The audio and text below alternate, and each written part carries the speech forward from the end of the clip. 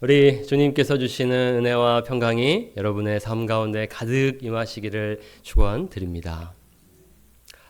우리가 지난주에는 사도행전 5장 초반부에 있는 아나니아와 삽비라 이야기를 함께 살펴봤습니다. 오늘은 계속해서 5장을 살펴볼 텐데요.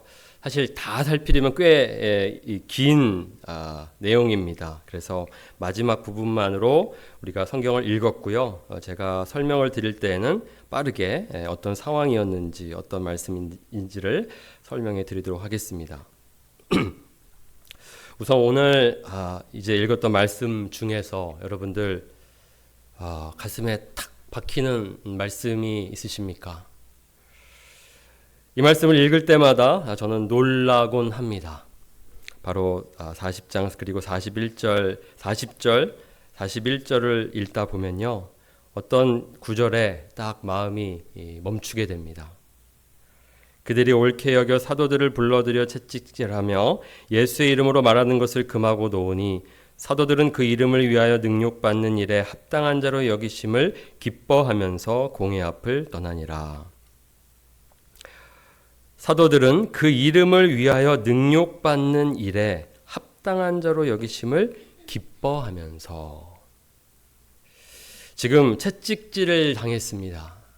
이 채찍질이라는 것은 여기서 나오진 않지만 이 유대 이 공회에서 처벌을 내릴 때 채찍질은 40에 하나 감한 매라고 우리가 볼 수 있습니다. 사도 바울도 그렇게 고백을 했습니다. 자신은 5번이나 그 매를 맞았다. 그러니까 39번 맞는 매인 것이죠. 왜냐하면 율법에 40대 이상은 때리지 말라고 했습니다. 그럼 사람이 죽을 수도 있기 때문에. 그러니까 죽기 바로 전까지 때리는 형벌입니다. 매우 극심한 고통을 겪었을 핍박을 받았는데도 사도들은 기뻐했다라고 기록되어 있습니다. 매를 맞고 기뻐했다. 여기서 마음이 멈추어지지 않습니까? 어떻게 그럴 수 있는지. 그래서 오늘 설교 제목도 어떻게 핍박을 기뻐합니까? 입니다. 어떻게 그럴 수 있는지, 또 우리는 어떻게 그렇게 할 수 있는지를 오늘 한번 생각해 보려고 합니다. 먼저 상황을 좀 이렇게 한번 쭉 따라가 보도록 하겠습니다. 이야기니까요. 여러분들 아마 금방 따라올 것 같습니다. 아나니아와 삽비라 사건 이후에 교회는 왕성하게 힘을 얻게 됩니다. 전진하게 됩니다. 사단이 교회에 침투해 들어와 쿠데타를 일으키려고 했습니다. 전복시키려고 했습니다. 그런데요, 하나님께서 지켜주셨습니다. 그 후에 이제 사도들이 손을 내밀면, 사도들이 말씀을 전하면 놀라운 역사들이, 기적들이 일어났습니다. 그래서 많은 남녀의 큰 무리가 주께로 돌아오게 되었습니다. 그러니까 이제 대제사장과 당시 유대의 종교 이 지도자들이 이 사건을 두고, 이 상황을 두고 매우 분노하게 됩니다. 그들은 누구입니까? 이 종교 지도자들에게 이 제자들은 얼마 전에 십자가에다 달려 죽었던 예수의 제자들입니다. 마땅히 자신의 죄로 하나님을 모독하다가 죽은 저 예수의 제자들이 이제 사라진 것이 아니라, 흩어진 것이 아니라 더 모이고 더 다른 이들에게 이렇게 놀라운 기적을 일으키며 그들을 주께로 돌아오게 하고 있습니다. 그들은 시기가 가득했습니다. 여기 시기가 가득했다는 것은 부러워했다는 뜻입니다. 단순한 분노가 아닙니다. 시기가 있었습니다. 자신들이 받아야 할 칭송이고 자신들이 받아야 할 존경이고 자신들에게 나와야 할 사람들이 지금 제자들에게 가고 있었습니다. 그러니까 이 일을 가만히 보고 있을 수는 없었습니다. 그리고 이전에 벌써 베드로와 요한을 데려다가 다시는 예수의 이름으로 말하지 말라고 경고도 했습니다. 이제는 처벌을 내려야 할 때인 것입니다. 그들을 잡게 됩니다. 그래서 옥에 가두게 되는데요. 놀라운 또 일이 일어납니다. 천사가 옥문을 열고 그들을 끌어내게 됩니다. 굳게 닫혔던 그 감옥 문이 열리고 명령하기를 성전에 서서 이 생명의 말씀을 다 백성에게 말하라. 너희들은 여기에 묶여 있을 수 없다. 내가 너희들이 복음을 전할 수 있도록 문을 열어주겠다 하면서 문이 열리고 이제 제자들은 사도들은 성전에 가서 말씀을 전하게 됩니다. 얼마나 이 유대 종교 지도자들이 이 소식을 듣고 놀랐겠습니까? 당장 잡아오라고 했습니다. 그리고 이제 아주 엄중한 심판을 내리려고 모였습니다. 종교 지도자들이 모여서 다시 한번 경고하면서 말합니다. 우리가 이 이름으로 사람을 가르치지 말라고 엄금하였으되 엄하게 금지했음에도 왜 그렇게 하느냐? 그때 베드로와 사도들은 그전에도 했던 것처럼 비슷한 대답을 합니다. 사람보다 하나님께 순종하는 것이 마땅하니라. 너희들의 명령이 하나님의 뜻에 맞지 않다. 나는 하나님께 순종한다. 사람에게 순종하는 것보다 사람보다 하나님께 순종하는 것이 마땅하기 때문에 이렇게 한다라고 자신들의 행동을 이렇게 말하고 있습니다. 이제 이 종교 지도자들의 분노는 치솟게 됩니다. 그래서 그들이 듣고 크게 노하여 사도들을 없이 하고자 할세. 이 말은 죽이겠다는 뜻입니다. 죽이기로 결심했습니다. 베드로와 나머지 사도들은 이제 죽을 위험에 처해 있습니다. 그런데 그때 한 바리새인이 그 회의에서 조금 이 상황을 잠재우는 일을 합니다. 그 이름은 가말리엘입니다.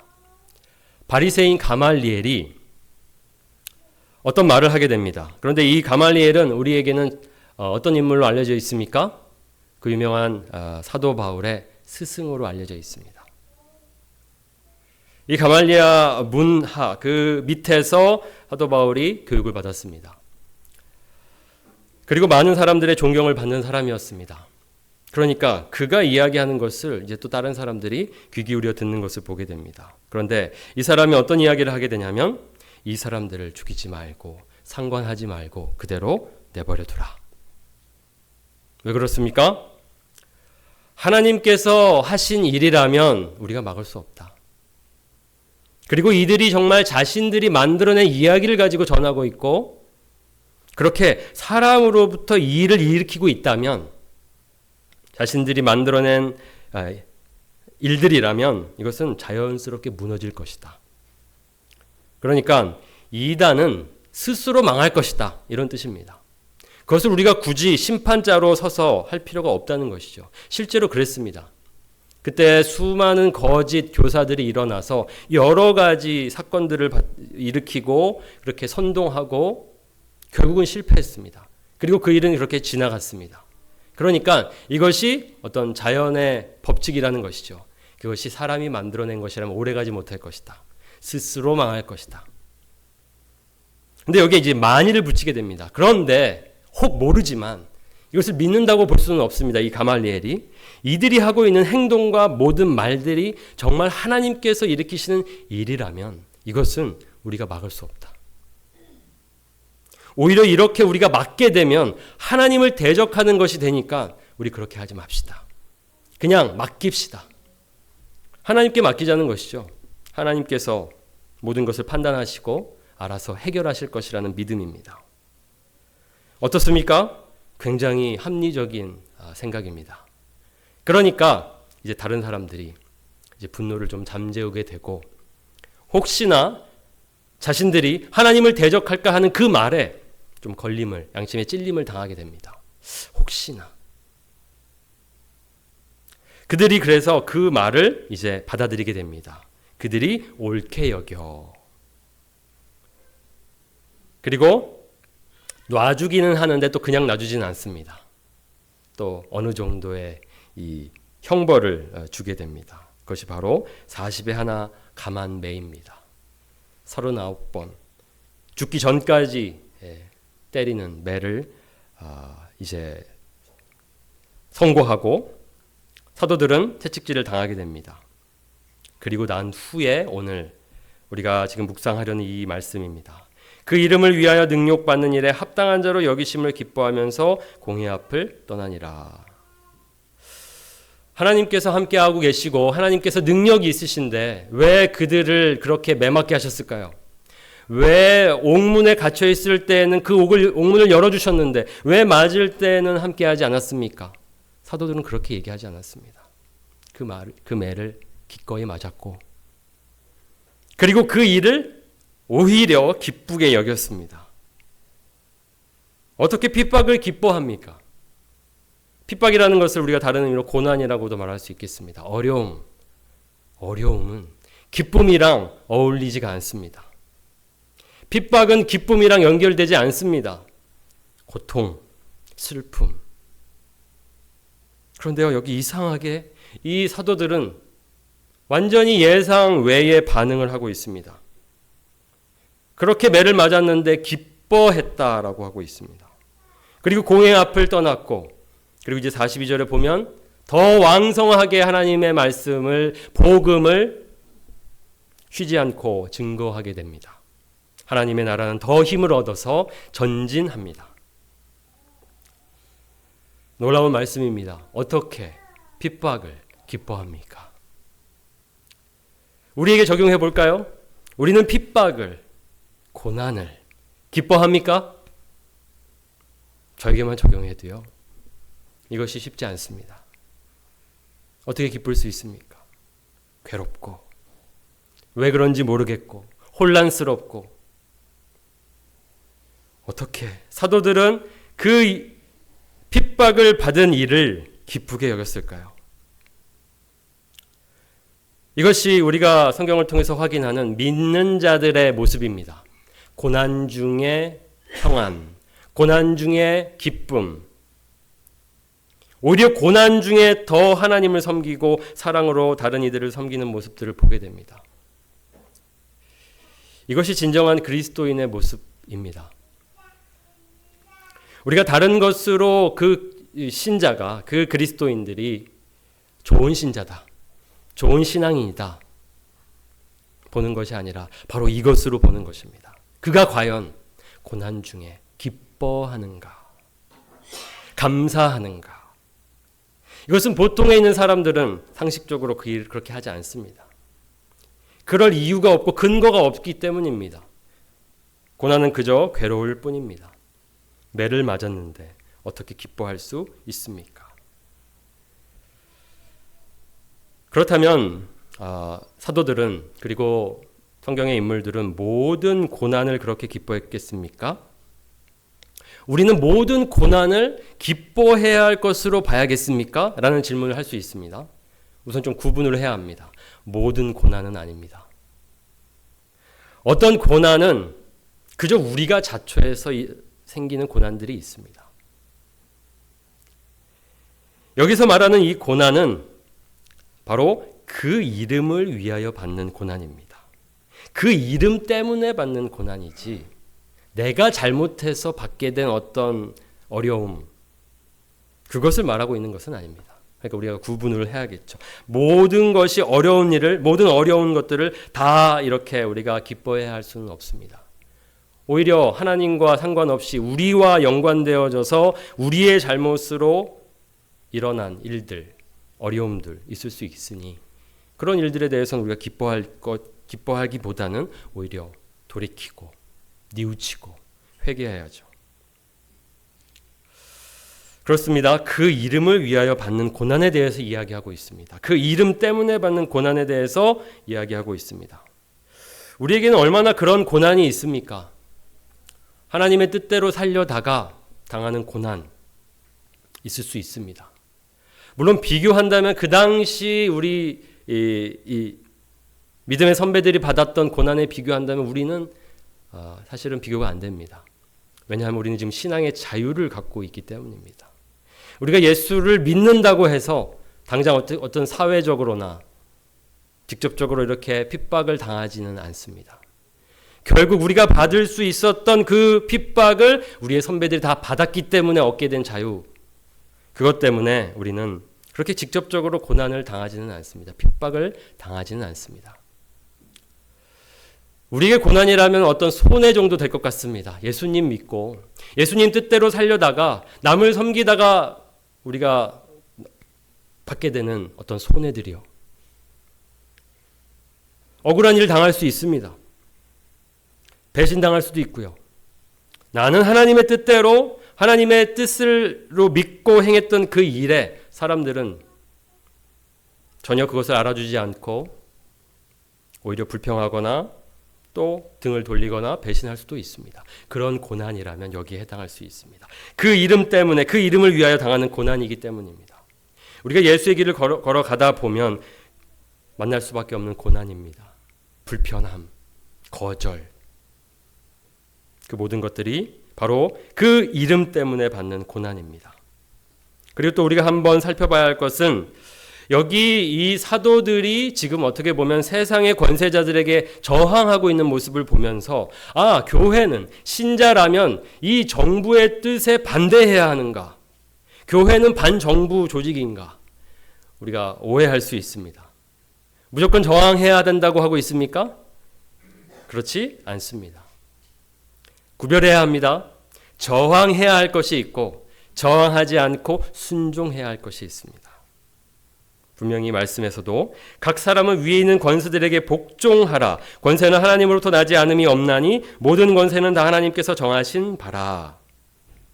언제만 저항해야 하냐면 우리에게 중요한, 우리에게 아주 핵심인 우리의 신앙을 흔들 때만 저항하라는 것입니다. 예수의 이름을 부인하게 만드는 일, 그럴 때만 저항하라는 것이지 모든 일에 저항하라는 것은 아닙니다. 한 시민으로서 우리는 하나님께서 주신 권세라고 믿고 우리 권세자들에게 복종해야 합니다. 시민으로서 마땅히 그래야 합니다. 그러나 그 명령이나 어떤 그런 지도 가운데에 하나님의 뜻에 맞지 않는다. 특별히 예수의 이름을 부인하게 만든다라는 점에 있어서는 우리는 강력하게 저항해야 합니다. 오늘 사도들은 그랬기 때문에 저항했고 결국 그래서 그 불복종 때문에 고난을 당했습니다. 이제 우리가 어떻게 그 사도들이 고난을 기뻐할 수 있었는지를 한번 생각해 보겠습니다. 총 3가지로 보입니다. 확실한 믿음입니다. 믿음의 확인입니다. 빛나는 특권입니다.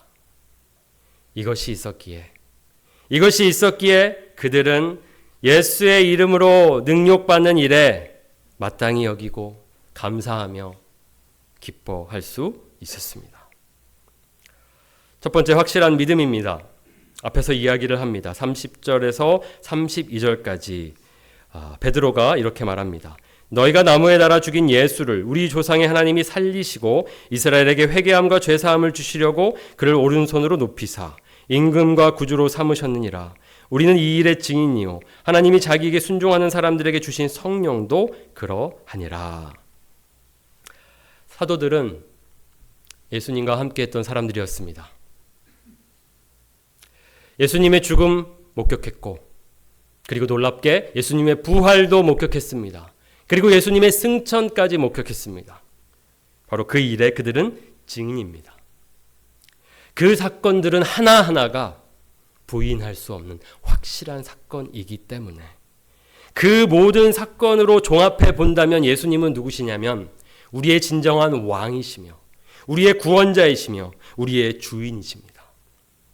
그래서 그들이 어떤 상황 속에서도 그 믿음이 있었기 때문에 고난에 굴복하지 않고 핍박에 굴복하지 않고 전진할 수 있었습니다. 확실한 믿음이 아니라면 희미한 믿음이라면 그럴지도 모르겠다라는 어떤 정도의 믿음이라면 고난은 견딜 수 없습니다. 핍박은 이길 수 없습니다. 확실한 믿음이었기 때문입니다. 그들에겐 특별한 체험이 있습니다. 직접 예수님을 보았고 죽는 것도 보았고 부활하신 것도 보았고 하늘로 들려 올라가시는 것도 보았습니다. 그러니 얼마나 그들의 이 믿음은 확실했겠습니까? 부활한 주님이 나와 함께하고 계시며 그 부활의 주님이 또 나를 부활케 하실 것을 믿기에 어떤 핍박을 당해도 어떤 고통이 따르더라도 혹 죽더라도 이 믿음 때문에 그들은 그 고난을 받아들일 수 있었고 기뻐할 수 있었습니다. 우리들에게 확실한 믿음이 있어야 합니다. 그래야 이렇게 반응할 수 있습니다. 고난이 찾아올 때에 기뻐할 수 있고 감사할 수 있습니다. 이런 믿음 가지려면 결국은 말씀을 들어야 합니다. 왜냐하면 성경에서는 믿음이 어떻게 생기는지를 이렇게 설명하고 있습니다. 믿음은 들음에서 나며 들음은 그리스도의 말씀으로 말미암았느니라. 더 믿음이 강해지고 싶습니다. 그저 이렇게 우리가 원하는 마음만으로는 우리의 믿음이 단단해질 수 없습니다. 복음을 들어야 합니다. 계속해서 들어야 합니다. 붙들어야 합니다. 그 안에 믿음이 생기고 그 안에 믿음이 더 강건해지고 확실해집니다. 왜냐하면 우리가 그 말씀을 들을 때 성령님께서 우리를 도와주시기 때문입니다. 예수님이 누구신지를 확실하게 알게 하시기 때문에 우리 예수님이 바로 우리의 주님이시며 하나님의 아들이시며 구원자이심을 알게 하십니다. 그러니까 우리도 사도들처럼 이 확실한 믿음 가지려면 결국 말씀을 들어야 합니다.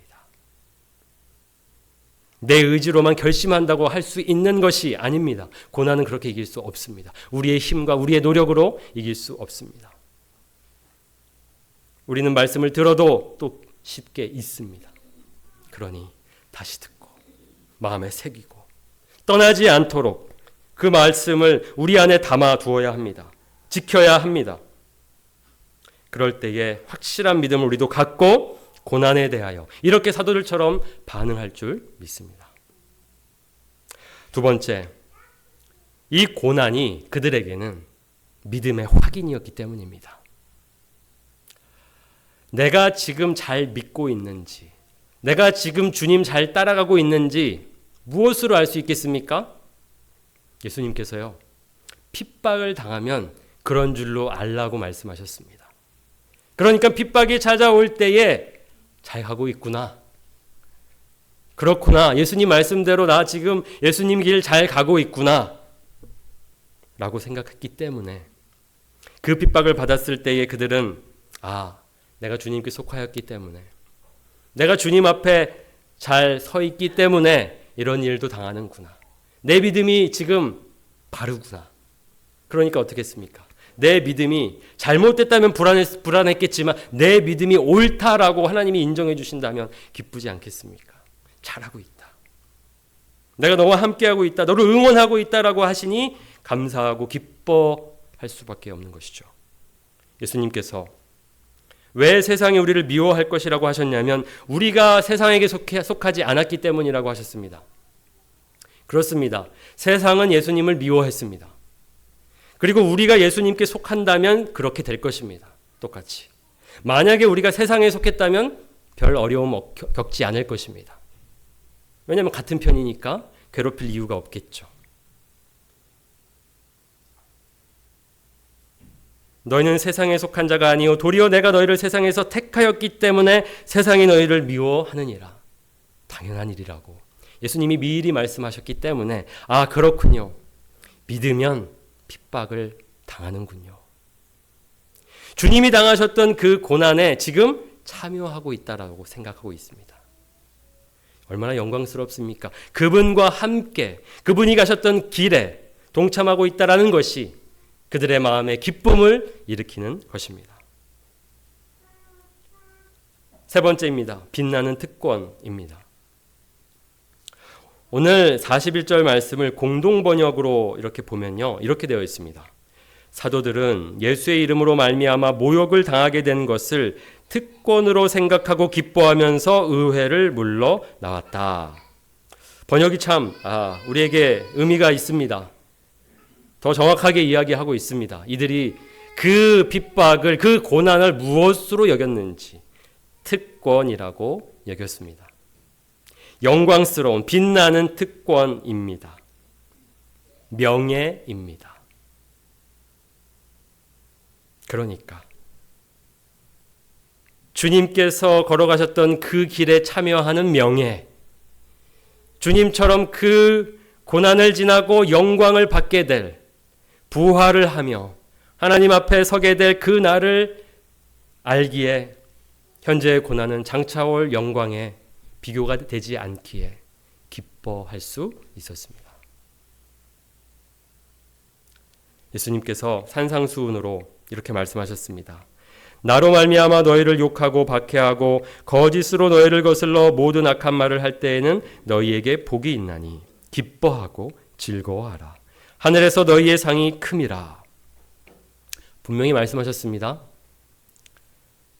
예수님 때문에 욕을 듣고 박해를 당하고 우리를 괴롭힐 때에 세상이 악한 말로 우리에게 할 때에 오히려 기뻐해라. 너희에게 복이 있다. 하늘에서 너희의 상이 큼이라. 그 일을 놀라지 말라고 합니다. 그 일을 오히려 기뻐하라고 말씀하십니다.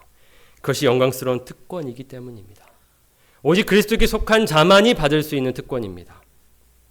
주님이 가셨던 그 길에 참여할 수 있는 놀라운 특권입니다.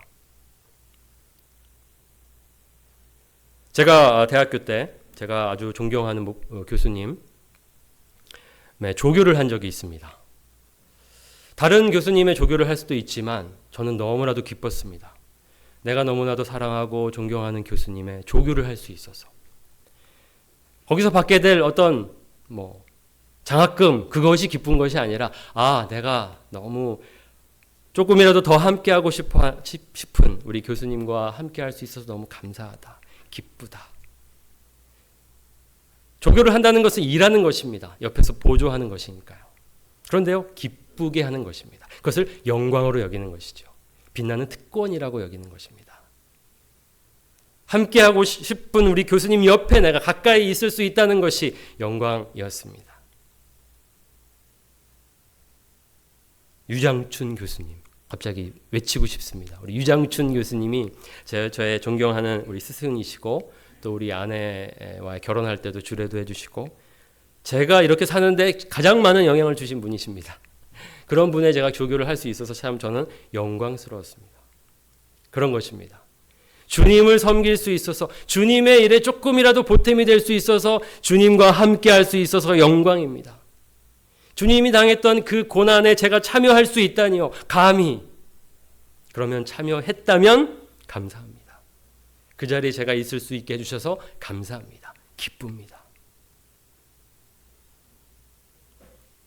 하늘에서 너희의 상이 큼이라. 무슨 상이겠습니까? 우리가 상급 때문에 이렇게 하는 것이 아닙니다. 우리가 쉽게 이 상급이라는 것을 뭔가 주어질 어떤 것들로 우리가 생각하는데요. 성경에서 말하는 상급은 무엇일까요? 분명 우리가 여기에서 열심히 하나님 섬기면 하늘에서 상급이 있을 것이다 말씀하십니다. 없다고 말하지 않습니다. 그럼 대체 그 상급은 무엇일까? 우리가 잘못 생각하면 천국에서 남들보다 더 좋은 무엇을 받을 수 있을까라고 이 상급을 생각합니다. 좋은 집을 주시려나, 좋은 자동차를 주시려나, 무엇을 더 큰 것을 주시려나, 그런 상급을 생각합니다. 그런 것이 아닙니다. 성경에서 말하는 상급은 그런 것일 수 없습니다. 천국에서 무슨 차별이 있겠습니까? 더 좋은 것 받은 사람은 더 기쁘고 덜 좋은 것 받은 사람, 더 낮은 것 받은 사람은 슬퍼하겠습니까? 그것 때문에 그 상급이 우리를 갈라놓을 수 없기 때문에 여기서 말하는 상급이라는 것은 아브라함에게 이런 말씀을 하신 것을 보면 알 수 있습니다. 나는 내 방패요 너의 지극히 큰 상급이니라. 하나님이 말씀하시는 상급이 뭐라고요? 하나님 자신입니다. 하나님을 주시겠다는 것입니다.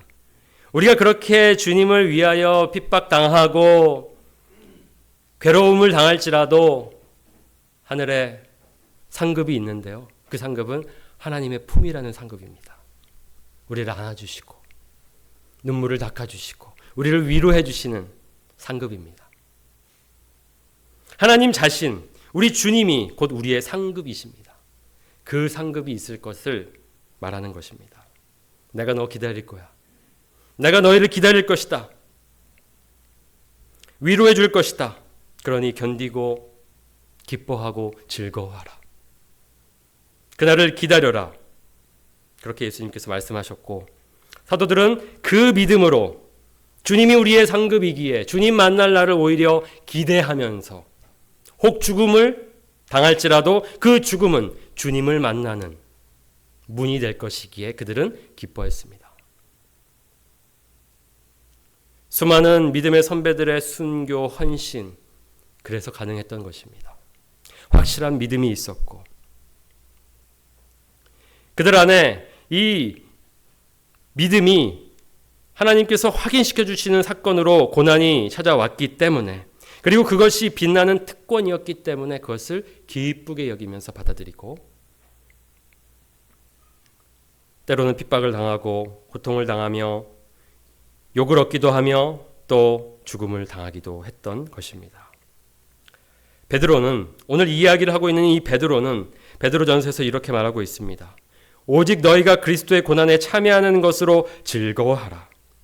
이는 그의 영광을 나타내실 때에 너희로 즐거워하고 기뻐하게 하려 함이라. 여기서 고난을 많이 당하여 우리가 아플수록 천국에서는 기쁨이 더 클 것입니다. 주님을 더 많이 아는 사람일수록 고난을 더 기쁘게 여길 것입니다. 결국 그렇게 주님을 갈망하는 사람은 그 갈망함 때문에 주님을 만났을 때 더 반가울 것입니다. 그리스도의 고난에 참여하고 있었다고 믿었기 때문에, 참여하고 있었다고 믿었기 때문에 그들은 즐거워했습니다. 기뻐했습니다. 우리에게 찾아오는 어려움과 고난, 예수의 이름으로 받는 고난, 예수의 길을 가다가 겪게 되는 어려움들, 어떻게 우리가 기뻐할 수 있겠습니까? 존 파이퍼 목사님은 이 그리스도인의 기쁨에 대해서 아주 중요하다 강조하시고, 그 자신을 히도니스트, 크리스천 히도니스트라고, 이렇게 희락주의자라고 이렇게 고백합니다. 우리 신앙의 열매는 기쁨이라는 것입니다. 하나님을 예배하는 데에 있어야 할 것은 바로 기쁨입니다. 하나님을 섬김에 있어서 있어야 할 것은 기쁨입니다. Christian joy. 기쁨은 우리가 만들어낼 수 없는 감정입니다. 그래서 이렇게 이야기하고 있습니다. 그리스도인의 기쁨은 좋은 느낌이고 영혼 속에서 일어나며 성령께서 그 열매를 맺게 하신다. 성령은 우리가 말씀과 세상 속에서 그리스도의 아름다움을 보게 하시어 그 기쁨을 일으키신다. 우리가 기뻐하고 싶다고 기뻐할 수 없습니다. 감정이기 때문입니다. 만들 수가 없는 것이죠. 그것은 일어나는 결과입니다. 그렇다면 그리스도의 기쁨이라는 열매가 맺혀지려면 어떻게 해야 됩니까? 여기서 성령이 그 일을 하시는데, 우리가 말씀과 세상 속에서 그리스도의 아름다움을 볼 때에 그 안에 기쁨이 일어나서 어떠한 상황에 있든지 그 상황을 보는 것이 아니라 그 안에 함께 하시는 주님을 보고 아름다우신 주님을 보며 기뻐하게 된다는 것입니다. 결국 오늘 우리가 이렇게 사도들처럼 어떠한 순간에도 핍박이 찾아오든지 고난을 만나든지 기뻐할 수 있으려면 우리는 성령을 의지하고 말씀과 이 세상 속에서 그리스도를 볼 수 있어야 합니다. 주님을 발견하고 주님을 만나야만 그 은혜가 우리에게 기쁨을 일으킵니다. 더 우리가 말씀으로, 기도로 주님 앞에 나아가면 좋겠습니다.